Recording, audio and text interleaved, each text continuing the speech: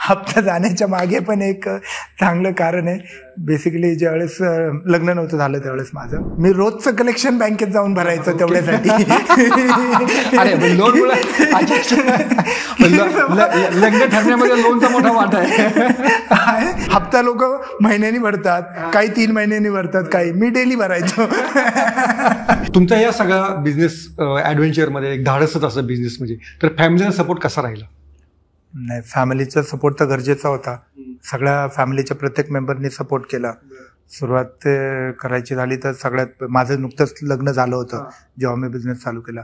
तर सगळ्यात पहिलं तर बायकोला विचारलं की बाबा आयुष्यातली दुसरी रेस घ्यायला तयार आहे का? पहिली तर घेतली होती तिने, आता तर तिने तयारी दाखवली. बिझनेस चालू करताना हे माहिती होतं की आता इथून पुढे पगार मिळणार नाही, तर पुढचं लाईव्हलीहूडचं काय. पण माझी बायको एक वेल टू डू फॅमिलीजमधून आलेली, दिलीप देवकर म्हणून इथे जवळच आहेत राहायला, ते परिचयातले. तर एक बॅक ऑफ द माइंड हे त्यांच्याकडून मी आजपर्यंत कधी कोणत्याही प्रकारची आर्थिक मदत अशी घेतलेली नाही आहे.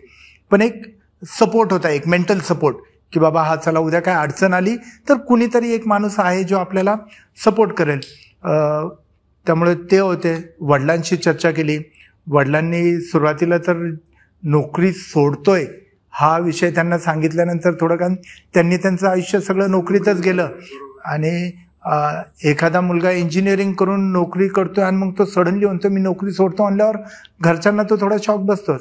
पण तरी त्यांनी सावरलं आणि त्यांनी मला एकच शब्द सांगितला की बाबा मी तुझ्या बायको मुलाची खाण्यापिण्याची, दवाखान्याची, शाळेची तेवढी मी अजून, कारण वडील त्यावेळेस जॉबला होते, तर तेवढी मी काळजी घेऊ शकतो, पण तुझ्या बिझनेससाठी 1ही रुपया माझ्याकडून अपेक्षा ठेवू नको. तर मी मान हलवली आणि गेलो तसा पुढे. बँकेतलं पहिलं लोन काढलं होतं बिझनेससाठी, ते आठवतंय? हो. बरं, किती रुपयाचं लोन होतं ते? 8 लाखाचं काढलं होतं. बरं, किती सालची गोष्ट आहे ही? गोष्ट आहे 2002ची. 2002ला माझा मावशी माझी, तर त्यांचं एक थिएटर इथं बऱ्यापैकी एक mini theatre, Rahul mini theatre होतं. राहुल म्हणजे माझ्या छोट्या भावाचं नाव.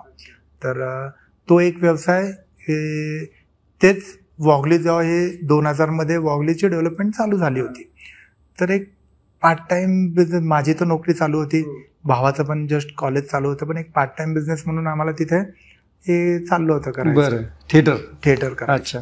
तर त्या थिएटरसाठी शिवाजीराव भोसले बँक त्यावेळेस, तिथून मी 8 लाख रुपयाचं लोन 8 लाख रुपयाचं लोन काढलं होतं, पहिलं लोन.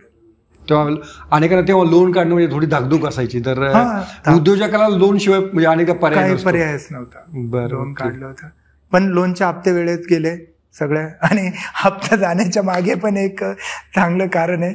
बेसिकली ज्यावेळेस लग्न नव्हतं झालं त्यावेळेस माझी वाईफ तिथे जायची बँकेत, ती त्यांच्याच प्रिमायसेसमध्ये बँक होती, त्यामुळे ती तिथे जायची, म्हणजे जॉबलाच होती ती तिथे बँकला.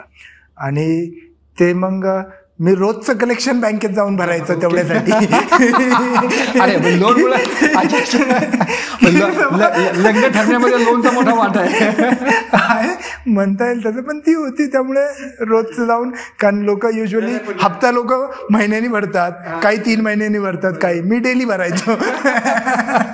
वहिनीच्या लक्षात आलं बिझनेस चांगला चाललाय बरं का.